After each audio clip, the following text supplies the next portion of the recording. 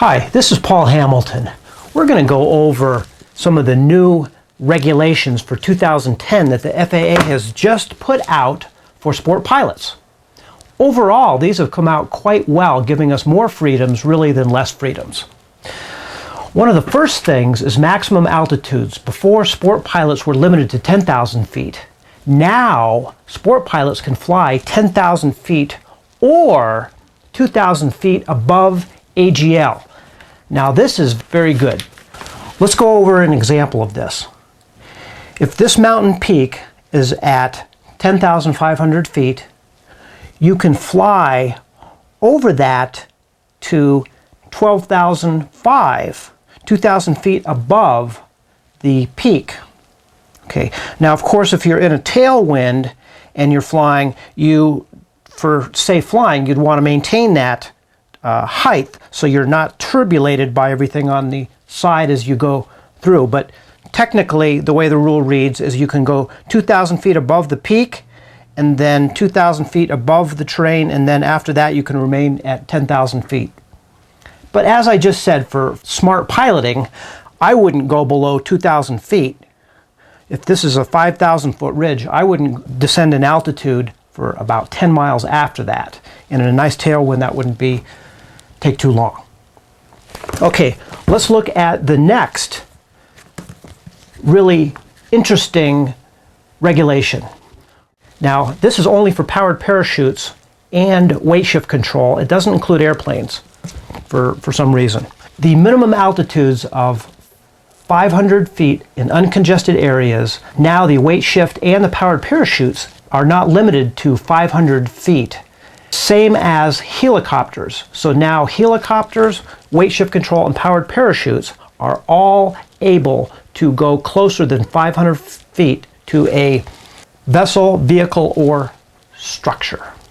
Okay, let's go over one more of the regulations that has changed. They have gotten rid of this make model set for all aircraft. There will be no more sets. That's been taken out of everything. But what they have done is they've made the V sub H, which is the full power, straight and level flight, 87 knots. You'll have to have an endorsement for above that speed, and they've added a new endorsement where pilots will also have to have an endorsement below that speed. So whatever you're trained in, you'll have that endorsement. But if you want to go above 87 knots or below 87 knots, then there will be a new endorsement for that. So if you were flying an airplane that's above 87 knots, which most of the high performance are, and you wanted to go to an ultralight type airplane, which is a low mass, high drag that can only get to 60 knots, full power level flight, you'll have to have an endorsement to go to that because they do fly differently. It's really the difference between a wiffle ball and a baseball. And that is a new regulation that we will have.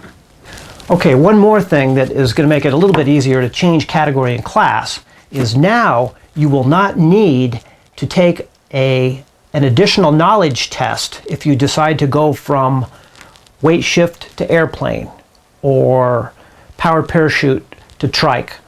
However, if you do decide to go from sport pilot to private pilot, you will need a new knowledge test. But now, changing category and classes, there will be no new knowledge test required. Another thing that has come out a couple months ago before this newest release is that the student pilot certificate for sport pilots has been extended from 24 months to 60 months. I guess they figure that it takes people more than 2 years sometimes to go from a student to a sport pilot license. So now you have 60 months rather than 24 months with a student pilot certificate for sport pilots. The medical for private pilots, that has not changed. Another thing where they're clamping down a little bit is that the Ultralight Experience, if you were an ultralight pilot and a member of an ultralight organization many years ago, before that time was good for life. They have put a deadline on that so that now if you want to use your Ultralight Experience for either a sport pilot or a private pilot license, that will only be credited over the next year. So if you are planning on using that, you've got a year to use that ultralight experience to get either to use it towards your sport pilot or private pilot license. Here's another situation where the FAA was considering clamping down and having student sport pilots required to have instrument flight training, 1 hour. They've relaxed that a little bit. Now it's only for the faster aircraft that actually have those instruments in the aircraft. Another area where the FAA has relaxed is the requirements for a check ride. It used to be 3 hours, 60 days before a check ride were required for airplane and trike. Now it's 2 hours. For powered parachute, that is down to 1 hour. So, before a check ride, you will not need as much dual training 60 days prior. Well, there's a quick overview of what these new rules are. Go to beasportpilot.com for all the details. And don't worry, we're going to have an update right away for the Sport Pilot Check Ride book.